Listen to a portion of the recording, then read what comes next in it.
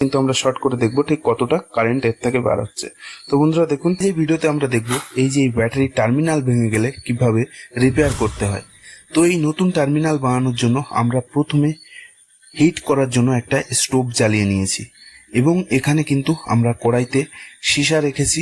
এই সীসাটাকে আমরা এই স্টোভের মাধ্যমে গরম করব, করে গালিয়ে আমরা কিন্তু যে সীসাটা লিকুইড হবে ওই লিকুইডটা দিয়ে আমরা ডাইসের মাধ্যমে আবার নতুন করে টার্মিনাল তৈরি করব।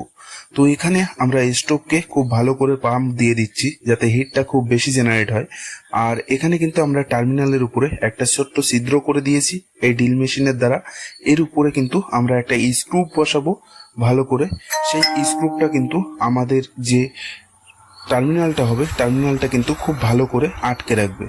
তো বন্ধুরা এখানে কিন্তু আমরা এই যে কড়াইতে সীসাটা গরম হচ্ছে এটা কিন্তু একদম লিকুইড হয়ে যাবে, আর এই লিকুইডটা নিয়ে কিন্তু আমরা এর উপরে দেব। তো বন্ধুরা এটার নিচে যে অংশটা আছে ওটা কিন্তু আমরা খুব ভালো করে ঘষে নিয়েছি যাতে আমাদের সীসাটা ধরে নেয় ওর সাথে, এবং এর উপরে কিন্তু আমরা ছিদ্র করে একটা স্ক্রু মেরে দিচ্ছি। আর এই স্ক্রুপটা কিন্তু আমরা এমন করে টাইট করব যাতে একটু নিচু হয়ে থাকে। আমাদের যে ডাইসটা এর উপরে দেবো ডাইস ছাড়া আমাদের যেন 2-3 mm নিচে থাকে। তো বন্ধুরা এটা কিন্তু আমরা দিয়ে দিয়েছি, দিয়ে এবার এই হলো আমাদের ডাইস। এই ডাইসটাকে আমরা কিন্তু এই স্ক্রুপের উপরে দেব। তো বন্ধুরা আপনারা দেখছেন এটাকে আমরা খুব ভালো করে অ্যালাইন করে নেব এই স্ক্রুপটা যেন এই ডাইসটির মিডিল বরাবর থাকে। এরপরে আমরা ছোট একটা ন্যাকড়া নিয়ে নিয়েছি, এই ন্যাকড়াটাকে কিন্তু আমরা জলে ভিজিয়ে নেব।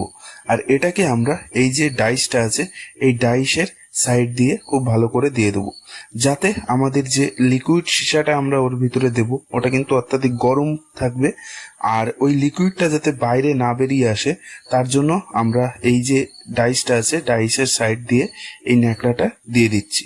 তো ওই ন্যাকড়াটা খুব ভালো করে আমরা চারি সাইড থেকে দিয়ে দেবো। দেওয়ার পরে আমরা এর ভিতরে কিন্তু আমাদের যে লিকুইড সীসাটা হবে ওই লিকুইডটা আমরা এর ভিতরে দেব। তো বন্ধুরা আমরা কিন্তু এখানে ডাইসটাকে খুব ভালো করে অ্যালাইন করে দিয়েছি, এটা কিন্তু খুব সোজা করে রাখতে হবে। তো আমরা সোজা করে রেখেছি। এরপরে আমাদের কড়াইতে যে লিকুইড সীসাটা গরম হচ্ছে ওটাকে নিয়ে আমরা এই ডাইসের ভিতরে দেব। তো আমরা কিন্তু এখানে এই যে দেখুন সীসা কিন্তু একদম গলে লিকুইড হয়ে গেছে, আপনারা দেখতেই পাচ্ছেন এটা কিন্তু একদম পুরো তরলে পরিণত হয়েছে।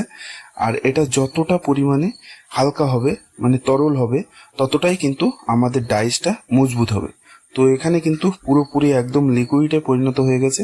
এবার কিন্তু আমরা এই যে ডাবুটায় একটু বেশি করে নিয়ে নেব, নিয়ে আমরা এই ডাইসটার উপরে এটাকে দেব। তো বন্ধুরা এখানে কিন্তু আমি নিয়ে নিয়েছি, আর এটাকে কিন্তু খুব সাবধানে দিতে হবে, এটা কিন্তু জলের উপরে পড়লে একদম ছিটকে উঠবে। তো এখানে খুব আস্তে আস্তে করে দিয়ে দেবো, এখানে পরিমাণ মতো দিয়ে দিয়েছি। খুব বেশি দিয়ে দিলে কিন্তু ডাইসের উপরে উঠে গেলে তখন আমাদেরকে আবার গ্রাইন্ডিং করতে হবে। আর এটাকে দেওয়ার পরে আমরা জল দিয়ে দিচ্ছি যাতে এটা ঠান্ডা হয়ে যায়। আর এটা ঠান্ডা হয়ে হার্ড হয়ে গেছে, দেওয়ার সঙ্গে সঙ্গে হার্ড হয়ে যায়। তো হার্ড হওয়ার পরে আমরা ডাইসটাকে এর উপর থেকে খুলে নিয়েছি, আর দেখুন কি সুন্দর চকচকে একটা টার্মিনাল আমাদের বার হয়ে গেছে। আর এটা কিন্তু আর ভাঙবে না, এই যে এর পাশের টার্মিনালটা ভেঙে যাবে কিন্তু এটা কিন্তু ভাঙবে না। তো এটাকে অনেকে খুঁটিও বলে থাকেন, তো এটাকে টেকনিক্যাল ভাষায় টার্মিনাল বলা হয়। তো টার্মিনাল আমাদের কমপ্লিট। এবার কিন্তু আমরা শর্ট করে দেখবো ঠিক কতটা কারেন্ট এর থেকে বার হচ্ছে। তো বন্ধুরা দেখুন একদম পুরো মজবুত হয়ে গেছে, আর এর থেকে কিন্তু খুব হাই অ্যাম্পিয়ার জেনারেট হচ্ছে। তো বন্ধুরা আজ এই ভিডিওটা আমরা এখানেই শেষ করছি, দেখা হচ্ছে পরবর্তী কোনো ইন্টারেস্টিং ভিডিওতে। ততক্ষণ ভালো থাকুন, সুস্থ থাকুন। জয় হিন্দ, বন্দে মাতরম।